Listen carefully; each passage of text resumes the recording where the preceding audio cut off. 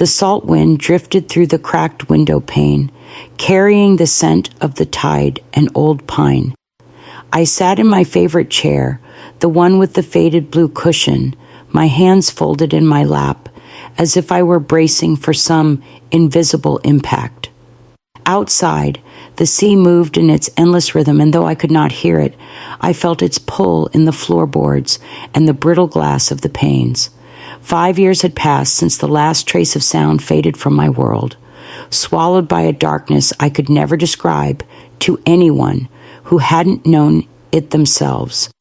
At first, the silence felt like a prison, every door slamming shut behind me. But over time, I learned to shape it into something closer to a shield. If you cannot hear their pity, it is easier to pretend it doesn't exist.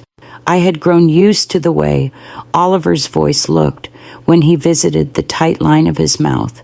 Moving in careful shapes, I learned to read. He always seemed in a rush to leave, glancing at his watch, frowning when I asked him to write something down. Of course, Mother, he would mouth over-enunciating, as if I were a dim child, instead of the woman who had taught him to speak in the first place. When he called, it was rarely to ask how I was. Instead, he asked about insurance papers, property taxes, the state of the cottage he'd once called home. It no longer hurt the way it once had. It was something duller, something I had accepted. That morning I almost didn't check the mailbox. The wind was sharp against my skin. As I stepped outside, the sky split with low clouds.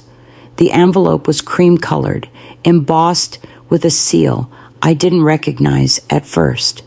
It looked official, clinical. I carried it inside, setting it on the kitchen table where the light was strongest. The words blurred before they sharpened into meaning. Experimental auditory restoration, partial nerve regeneration candidates, over age 70, considered case by case. My heart fluttered once in my chest, a small, startled thing.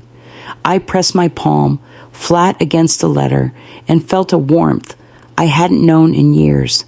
I didn't sleep that night. I sat in the kitchen long after the kettle had gone cold. The envelope opened beside me, the pages spread out like some fragile promise.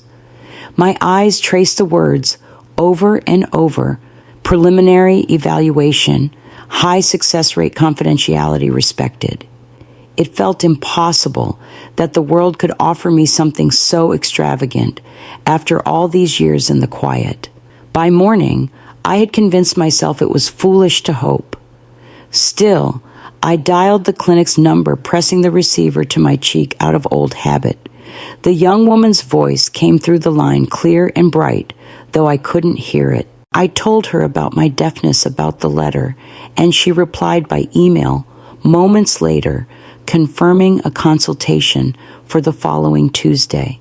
I closed my laptop and let my hand rest against the smooth lid, my heart pounding in my throat. The air in the cottage felt different, as if the rooms themselves were holding their breath. I thought of Oliver's frown, the impatient clench of his jaw when I didn't respond quickly enough. I thought of Meredith's bright, brittle smile, always a little too tight at the edges. A part of me almost wanted to tell them, almost, but I knew what would happen if I did. They would circle around me with patronizing concern, offering opinions I hadn't asked for. They would insist they were only trying to help. I had spent too long being helped, too long being managed. If I was to reclaim something of myself, it had to be mine alone. So I called Mira. When she answered, I could hear nothing, but I imagined her voice warm and low as it had always been. I explained everything as simply as I could. When I finished, there was a pause on her end. Then her words came across the screen in careful text. Callista, I'm so glad, but why keep it from them? I turned in my chair to face the window where the sea stretched out in all its unknowable vastness. Because if they think I'm still deaf, I typed back, they'll show me who they really are.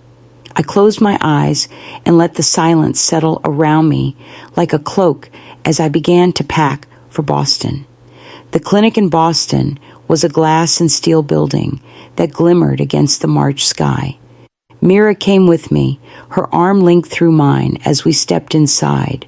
The woman at reception handed me a clipboard with a sympathetic smile I didn't return. My hand trembled only once as I signed my name. Dr. Chen greeted me in a quiet consultation room, his dark eyes kind but steady. He wrote his words on a tablet so I could follow along. I watched the stylus dance across the screen as he explained the procedure in measured sentences. Microchip implants, nerve stimulation, a chance, not a guarantee. I nodded after every line because even the chance felt like a miracle.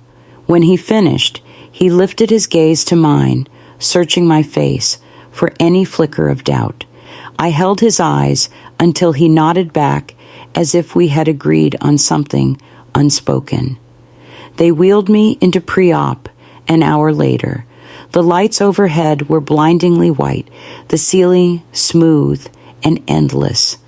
A nurse pressed her warm palm over my wrist, where my pulse jumped like a frightened bird.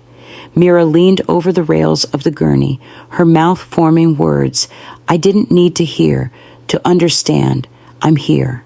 I closed my eyes and exhaled, feeling something old and heavy slip off my shoulders.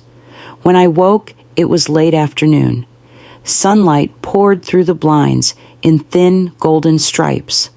My head felt packed with cotton, my throat raw. I blinked against the brightness and turned my head. Mira was dozing in a chair, her hands still curled around the blanket draped over my knees. I lay there for a long time, cataloging each sensation.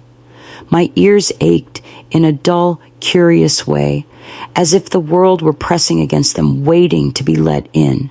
The door opened and Dr. Chen appeared beside me, his eyes crinkling above his mask. He said something I couldn't quite catch his voice, muffled far away. I frowned, trying to focus. Then it came a low hum, like the rush of tide in a conch shell. It grew louder, clearer. A gasp broke from my throat before I could stop it. My own voice startled me. I turned to Mira and spoke again, testing the words like a child. I can hear you. It took 3 days before the sounds stopped feeling like intruders. I spent hours sitting by the kitchen window, listening to the hush of waves and the brittle voices of gulls. Even the creak of the floorboards felt like an old friend I hadn't realized I missed. When I was sure I could manage without startling, I tucked the hearing aids beneath my hair and called Mira to tell her I was home. She asked if I felt ready. I lied and said yes. The invitation came that evening, a text from Oliver that appeared on my phone with clinical cheerfulness. Dinner Sunday. Meredith says she'll make roast. Livia wants to see you. I studied the words for a long time before replying that I would come. My hands were steady, but inside something kept shifting, restless and uneasy. On Sunday, I walked up the path to their house with my cane tapping out a slow rhythm. Livia opened the door. Before I reached the step, her small face bright with relief. She threw her arms around my waist, and for a moment, everything else receded. I pressed my cheek to her hair and closed my eyes. Meredith greeted me in the foyer, her voice pitched high and careful. Oliver hovered behind her, already checking his phone. I let them believe I couldn't hear any of it. They led me to the table where the silverware gleamed and the wine was already poured. I watched their mouths shape pleasantries I pretended not to understand. When they thought I was distracted, They spoke in hushed tones that did not match the polite smiles. My heart knocked against my ribs in a steady warning. If she signs before the end of the month, Meredith murmured, the lender will approve the refinance. Oliver sighed, rubbing a hand over his face. I'll talk to her again. She trusts Livia more than either of us. I kept my gaze on the napkin folded neatly in my lap. My pulse beat against my skin, but my face remained calm. I thought of Mira's hand on mine and Dr. Chen's steady eyes. I smiled at Livia across the table as if nothing had changed, though everything had already begun to unravel. That night, I sat in my armchair long after the lights in their windows went dark. The house was too quiet, though now I could hear every groan of the old beams and the ticking of the clock on the mantel. It felt as if the walls themselves were whispering what I had refused to see. I thought of Oliver's small hand wrapped around my finger the day he was born, the fierce promise I made to protect him. I wondered when he had learned to look at me and see something disposable. Maybe it had been gradual, 100 small cruelties that I excused because I was too tired to challenge them. Maybe I was the one who had failed first. I closed my eyes and let the memory of their voices replay in my head. Meredith's careful urgency, Oliver's sigh of reluctant conspiracy. I had imagined so many times that if I could hear them again, it would feel like coming home. Instead, it felt like standing outside in the rain with no shelter left to run to. But even as grief pressed against my ribs, I felt something else rising beneath it, a clarity so sharp it almost frightened me. I would not let them walk me to the edge of ruin under the guise of concern. I had lived too long and lost too much to surrender what little I still owned of myself. I rose from the chair and crossed the room to the writing desk.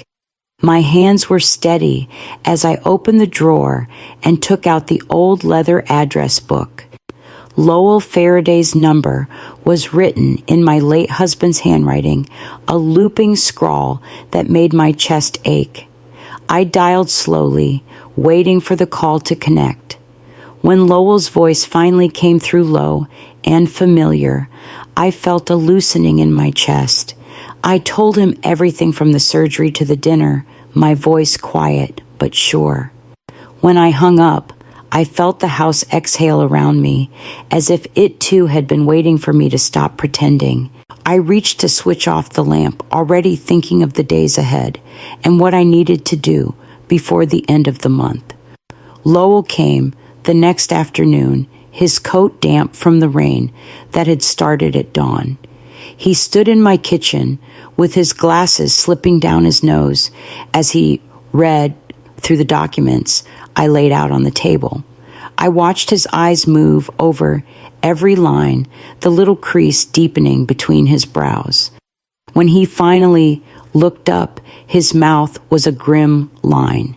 He said the lender had already filed preliminary paperwork to claim the house as collateral if I signed. Oliver must have known all along that the deadline was March 31st.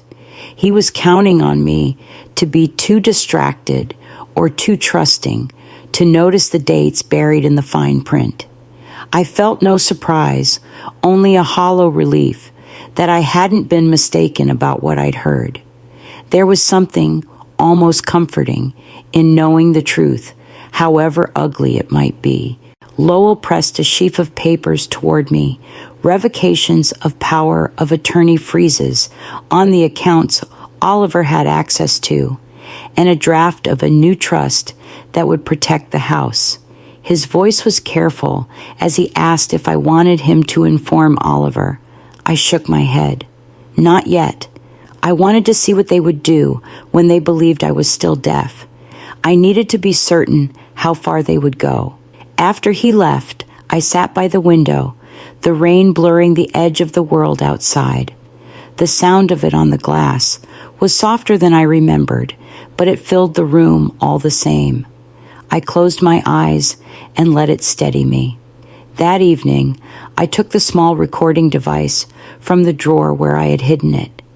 My hands moved with a calm I hadn't felt in years as I placed it inside my handbag. If they were going to keep speaking in hushed voices, I would keep listening. I looked at the calendar on the wall, the square around the 31st, marked in blue ink. 10 days. 10 days to gather every piece of proof, every word they thought was safe in my silence. I turned off the lamp and went to bed, the patter of rain following me down the hall. I spent the week in measured preparation. Each morning I rose early to review the recordings from the evening before. Every time Oliver and Meredith visited every low conversation they held in the kitchen while I sat in the living room, I caught another fragment of their plan.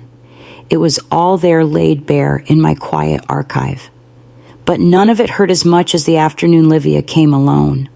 I opened the door and found her standing on the porch, her hands wrapped around a tin of lemon cookies. She looked up at me with eyes too old for 12, her mouth pressed into a line of worry. "I thought you might want these," she said softly, and I stepped aside to let her in. We sat at the table, and she fidgeted with the hem of her sweater, twisting the threads between her fingers. I waited, letting the silence settle until she finally lifted her gaze. "Grandma," she whispered, "Mama said I should ask you to sign the papers. She said it would make everything easier, but I don't want to." The breath left my chest in one long ache. I reached across the table and covered her small hand with mine. Her shoulders shook, though she didn't cry. "I don't understand why they keep saying it." She went on, her voice a thin thread. "You don't look confused. You don't look sick. You look like you always have." I tried to smile, though my throat was tight. "I'm all right, sweetheart." I said my words slow, so she could see them clearly. "You don't have to worry." But her worry was too big for a child to carry. I knew that even if I could protect my home, some innocence had already been stolen from her. It was the one thing I couldn't get back. She hugged me before she left, her cheek pressed to my shoulder. When the door closed behind her, I stood in the hallway a long time, feeling the warmth of her small embrace fade. I turned and picked up my phone, my mind already composing the message to Lowell. The night before the deadline, I set the table with the good dishes, the ones William and I had chosen together when we were newly married.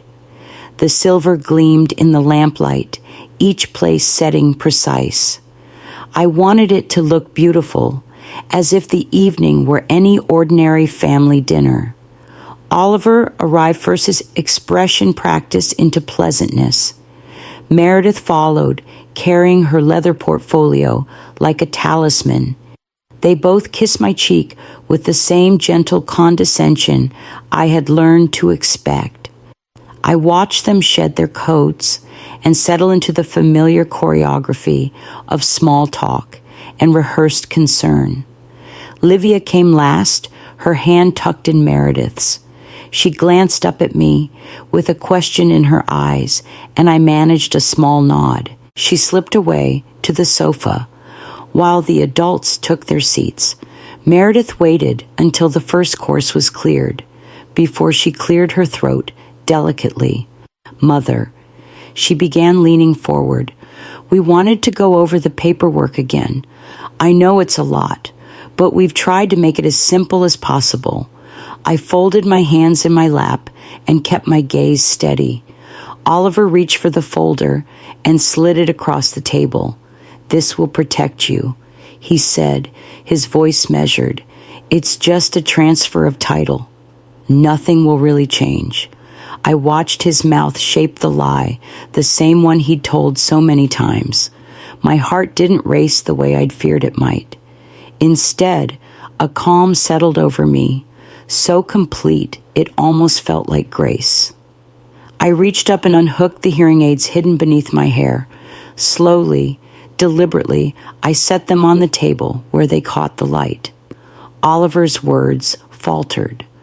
Meredith's face went slack. "I've heard every word you've said."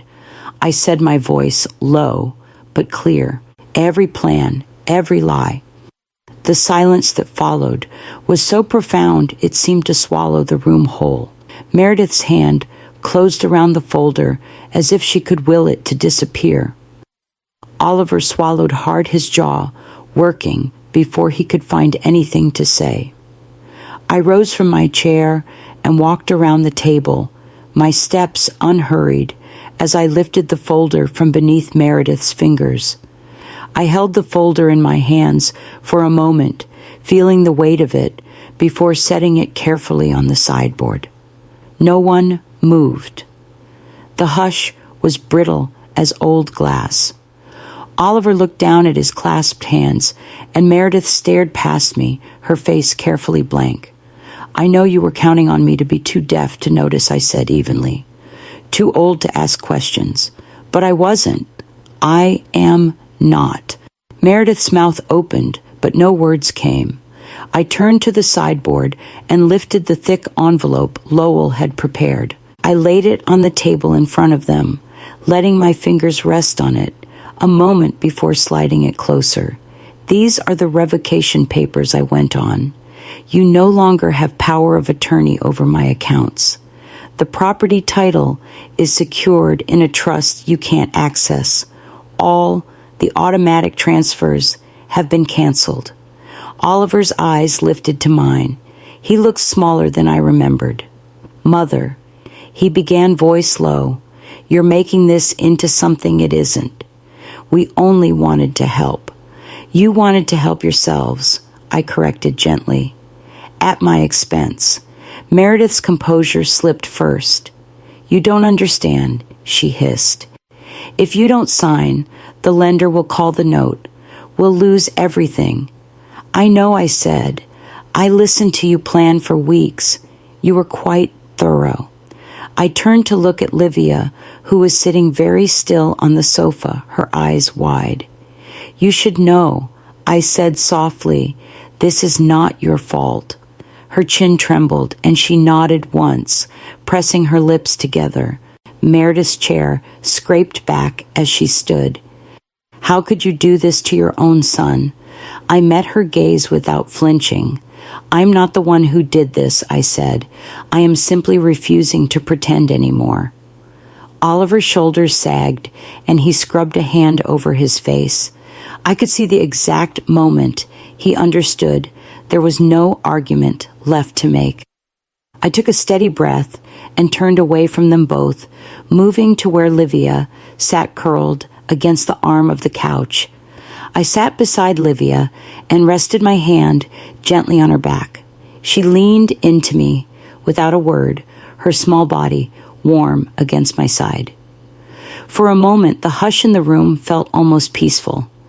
No more pretense, no more careful lies, just the quiet that came when everything false had been stripped away. Behind us, Meredith was gathering her papers with brisk, angry motions. Oliver stood as though he meant to follow her, but hesitated, his eyes moving from the envelope on the table to my face and back again. I didn't speak. There was nothing left to say that hadn't already been spoken or heard. Livia shifted closer, her hair brushing my shoulder. "I didn't mean to make trouble," she whispered so low I could barely hear. I smoothed her hair back and pressed my lips to her temple. "You didn't," I said. "You told the truth. That's never trouble." Her breath shuddered out, and she nodded without looking up. I felt her relief mixed with something sadder, something too old for her years. I wished I could take that weight away, but some truths, once seen, could never be unseen. Oliver cleared his throat. I turned to look at him, and for a heartbeat, he seemed as young as he once was, the boy who used to run down the hall to show me his drawings. He opened his mouth, then closed it again. Finally, he said, "Only we'll be in touch." I watched him walk to the door. Meredith didn't look back. When it closed behind them, the air shifted looser somehow, as if the house itself had been holding its breath. I stayed there with Livia until the grandfather clock chimed the hour. She sat up and wiped her eyes with the back of her hand, trying to smile. I took her hand and held it in mine. "I think it's time we had some tea," I said. She nodded, and together we stood. The old boards creaked under our feet as we walked toward the kitchen, and I realized the sound felt like something I could trust.